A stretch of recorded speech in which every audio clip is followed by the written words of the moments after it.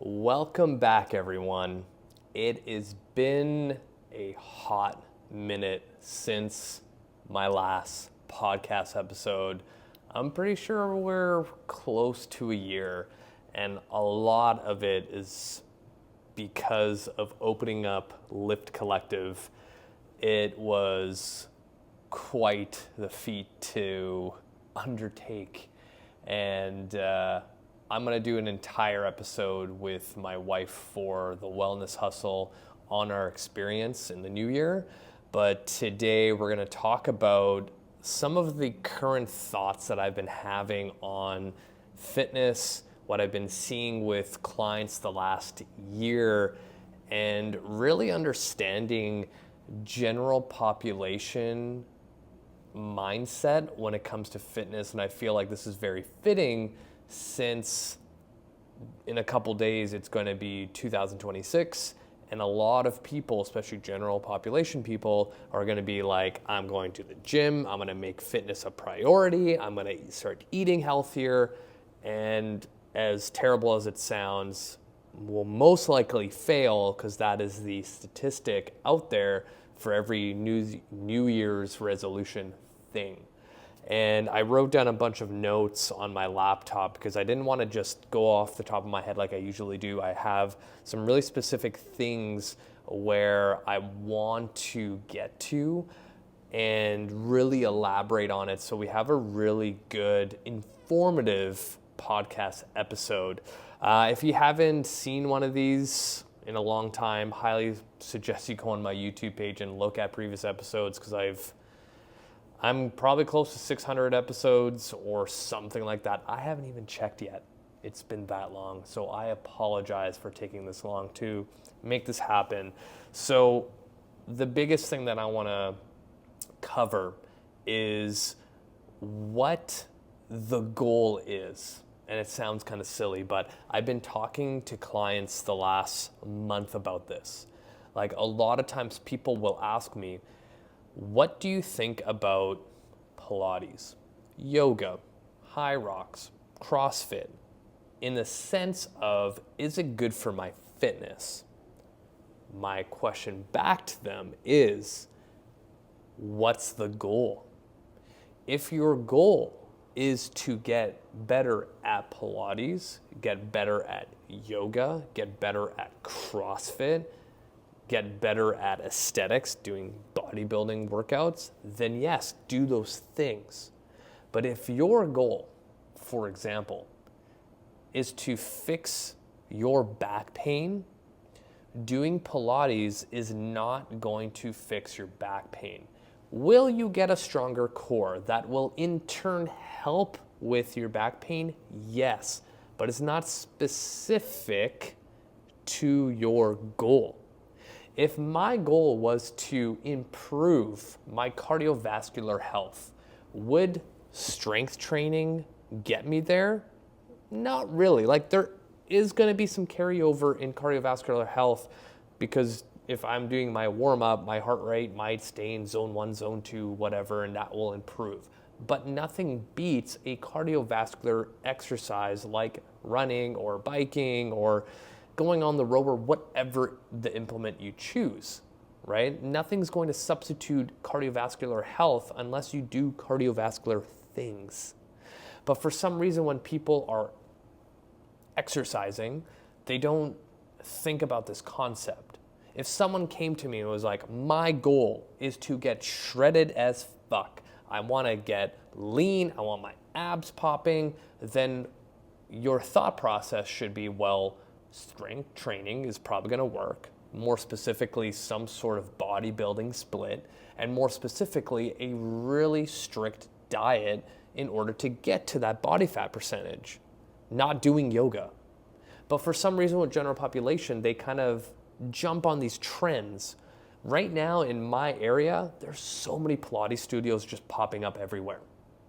And if you start talking to people when it comes to fitness, and you ask them what their goal is, typically they're just going to tell you that they just want to feel better, which is great. But what does that mean to you? What does feeling better mean? And I'm going to be biased on what I say right now because this is what I do is mobility training. But if the goal is to feel better, in my head, I'm thinking something probably hurts. And let's be real, I haven't had someone walk through my doors to come see me where nothing hurts. Even if they say, oh, I don't have any injuries, they will say like, oh, sometimes my knees are a little stiff first thing in the morning, or like my hips get really tight after a full day at work sitting at my desk, or my back gets a little tight after traveling for work, whatever it is.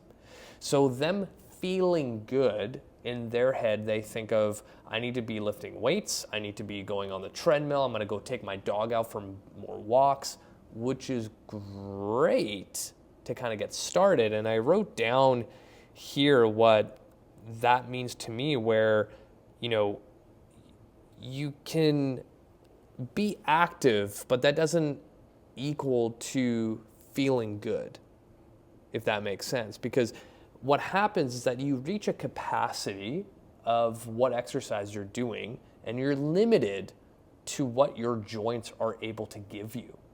Because if you like weight training, which I can do every single week, if you like weight training, you like walking your dog, you like being able to do active things like hiking and biking and all those things, and you're thinking that you're going to get benefits out of those things, you will hit a ceiling effect and your body will accommodate to those stresses, and you start seeing less improvements. The biggest thing I've seen with general population over the years, and I would say now decade, is that they jump to one thing to another when they don't see the result they're looking for. So typical scenario is that in January, all these general population people will start going to the gym. If they're lucky enough to be part of the population of people where they actually stick to it for about 6 to 8 months, they start seeing their plateau hit really hard. And with general population, like, you can do the most shittiest program in the entire world and still see benefit. Like, you'll get stronger, you'll lose some weight, you'll start getting some muscle mass, but then you'll hit accommodation really, really quickly. And you're going to be left with subpar results. And then you're going to go, well, what else is there? I'm going to try Pilates now. And you just go into Pilates. You start doing it for 6 to 8 months. You start seeing an increase of results. And then that plateaus again. What do you do next? You're like, well, everyone's doing this high rocks thing. I'm going to start doing that. Start seeing results and you plateau again, right? And then the limiting factor is your joints. Because in order to do those things, you need adequate amount of joint control and health, right? So if someone came to me and they're like, every time I squat, my hip gets cranky, my hip is tight, no matter how many hip flexor stretches I do, it doesn't improve. But I still want to do my back squat day. Do you think that doing more exercises that requires a certain level of hip control is going to give you the result you're looking for? Probably not. So what you actually need to focus on is the main goal, and in this case, hip health. I think the biggest disconnect for general population is understanding what the true goal is. A lot of people don't have enough time to even do this. And all they know is that I need to exercise because that's good for my health, which is great.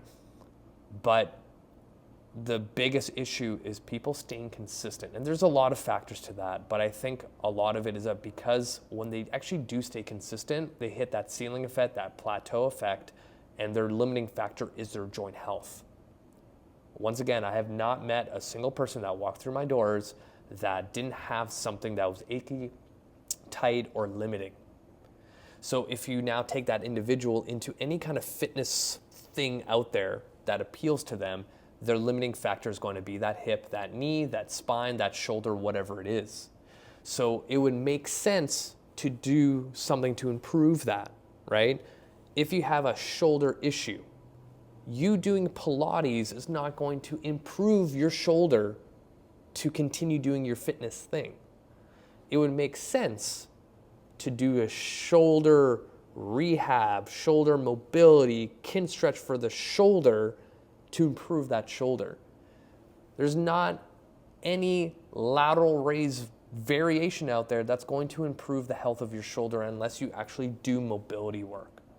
And I think that's where people miss the boat, at least in my eyes, that I've seen in the last decade of training clients in a more rehab and mobility setting.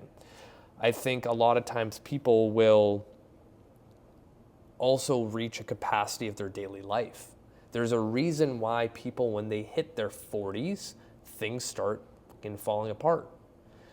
Their capacity that used to be up here in their 20s, where they could literally go run a half marathon over the weekend and then the next day go drinking all night and then show up to work on Monday and be completely fine and then still do a strength workout. As you age, the capacity to do those things start going down here, but then your life continues doing all these stressor things up here. And there's a reason why if you go to a physical therapy clinic, chiro waiting room, everyone's 40 plus, right? Start thinking about these kind of, typical scenarios. There's always all these memes online where you're like, oh, you hit 40 and then like you wake up and everything hurts.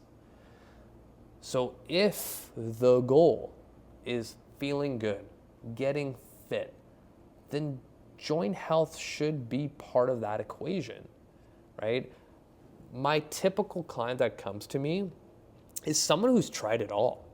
Like, it's not like I'm getting a brand new person to exercise, because that's actually really rare now, which is really interesting. Like, the average person has tried a gym, has tried a yoga studio, has tried a Pilates studio, has done some sort of physical exercise thing. Like, the only time I get someone who's never exercised is someone well into their 70s and was never like introduced to it. But nowadays, your average client who's like in their mid 40s has done a lot. So every single person that comes to me has done everything, like literally everything. And they're like, I just don't feel good. I don't know what. I used to be so active. I used to be able to do this. I used to be able to do that. And now just everything hurts. They're like, now I can't do my deadlifts like I used to. So I have to go lighter, or I have to find a different variation, or like now I can't press overhead. Like I'm running out of options to do. Or if I start something new, something starts hurting. So really what people need to do is focus on the stuff that they're bad at. And I've talked about this so many times, like so many times. But people also don't have the discipline to make that happen. And I think that discipline has diminished over the years of people trying F45. That doesn't work. Pilates, that doesn't work. Yoga, that doesn't work. So the motivation is way down, right? Like fitness is accessible so much more than it was 10 years ago. And yet people are still struggling. So there is a component of like the mental side of things for people to improve on. But I think another component to it is looking at your foundations. Like in anything in life, a foundation is what you need to focus on. But when it comes to fitness, that doesn't really happen, right? Like one of the things I always tell people when I'm training them is that when you do Pilates, yoga, strength training, whatever it is, typically the saying that I'll bring up is like, when you do general exercise, you will get general results. But I think a lot of people in their mind is that they want a full body transformation where one day they will wake up, they've lost 40 pounds, nothing hurts, and they have the capacity to go on a hike, run after their kids, their grandkids. They're able to lift something heavy without hurting their back. But because a lot of general population people fall into these categories of general fitness, they're not going to get the result they're looking for. And I think a lot of times people will fall into patterns of what they feel comfortable with. I'm just putting my laptop away because I thought I was going to use it for some notes, but it's not my thing apparently. But yeah, like I feel like a lot of people don't understand that they need to take one step further, and it all goes down to the goal. So if your goal is to feel better, then look at your foundations. Your foundations are your joints. In order for you to do yoga that you love, but now that when you do yoga, your sciatica pops up. So then wouldn't it make sense to work on the structures surrounding where your sciatic nerve is? To me, that makes sense, right? If I wanted my, taxes done, I wouldn't go to a financial planner to help me with that. Again, they could probably help, but it would make more sense for an accountant that's trained for this specific thing. But people just fall into these things of like, well, I've done Olympic weightlifting before and it made me really strong, which is great. But as you age, your training should change as well. And a lot of general population people end up just doing the same thing over and over and over again, hoping for a different result. And that's not going to improve your true goal. And I think a lot of people don't even know it yet, but joint health should be a huge priority. And I think a lot of times people just fall into patterns or do what their friend does, or they are scrolling through Instagram and they see this thing like, this exercise is going to give you big glutes. And you're like, well, that's what I need. But is it though? I think a lot of people that are in that general population bubble, they're quite lost with fitness, like really lost. And we don't even have time to realize this. We don't even have time to take a second and be like, what the fuck am I doing? Like, what is going on? Like, have you sat down and thought of, what do I actually want for my health? What does that look like? People just know that exercise is good, so I'm just going to do whatever exercise is out there, which is like a crazy thought concept. But I get it. But I think we live in an environment that doesn't allow us to do these things. And it's that much harder, right? We have things now in our world where it doesn't allow you to think. If you need to write something, you don't even have to like think about a concept. You can just go on to some sort of AI tool and be like, just write me a paragraph on this topic. And you're like, perfect, done. I can move on to the next thing, right? We're getting further and further and further from using our brains to our full capacity, and we're just running on autopilot all the time, like all the time. But things like our health, we can't run on autopilot. Like, you need to put a little bit more effort in, right? There's accountability that we need to take on. There's a form of discipline that we need to acquire to actually improve. But I think a lot of times people are way too busy in their lives. They take on way too much. And this is a whole nother component, right? Like, working with people the last 15 years of my life, it's the same issues over and over again, but they're getting worse because we live in an environment that's allowing you to have things done for you so you don't have to do them anymore.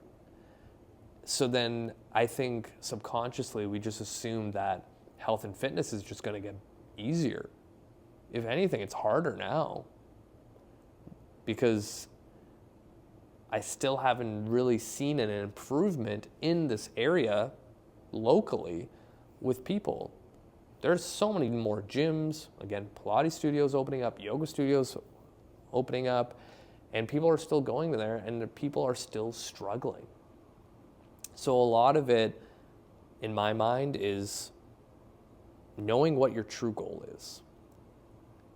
Focusing on joint health, because that's going to be the foundation of every fitness thing that you want to be able to do. And also auditing your life a little bit. And I remember talking about this when I first started this podcast, like 8 years ago now, about auditing your life to see if it actually fits your fitness goals. Because if you're an individual that has 3 kids, that runs a business, and then you're also taking those kids to their sports, school events, and then on top of that, running a household and thinking about what to make for dinner that night, you probably don't have the capacity to focus on your health. Let's be real. If health is truly your goal, you need to push something else out of your life to make it a priority. Or you need to really hone in on discipline and do stuff that most people don't do. And I was just talking to about this with a client yesterday. Waking up early could be the easiest way to incorporate health into your life. If you're only sleeping 3 hours a night, then don't do that. But on the most part, waking up 1 hour earlier, so then you have time to actually sit down and have a coffee, think about your day, get some 20 minutes of exercise in, and then being prepared for all your kids waking up. Do that for an entire year. The next 3 years of your life, your health and your life will improve significantly. Will people do that though? That's the thing. I'm gonna leave it there. This was a lot of fun actually, being able to do another podcast episode and giving you an update on my current thoughts, but I feel like I could unpack this a little bit more, but I feel like I don't want to overload this episode and end up talking for like 3 hours, but I'm going to promise all of you that I'm going to start doing more of these podcast episodes and giving you more updates on my current life, current career, what I'm doing. If you're new to this channel, new to my content, I highly recommend you download my free mobility ebook. If you are struggling with pain, struggling with tight whatever, download this ebook. You don't even have to read it, just follow the frickin' mobility workout at the very end. And if you started doing that for 3 months, I would guarantee you're all gonna feel 50% better. Thank you so much for the support. Like and share this podcast, share my YouTube, share all my socials. If you have questions, reach out. I love helping people. Like, it might take me a few days to get back to you, but I will reply back in detail with whatever question you may have. And just thank you so much for the support over the years, for the people who have been supporting me since day one on this podcast. And until next time, you guys, I'm going to continue giving you the best fitness advice out there in the world of the internet. And until next time, you guys.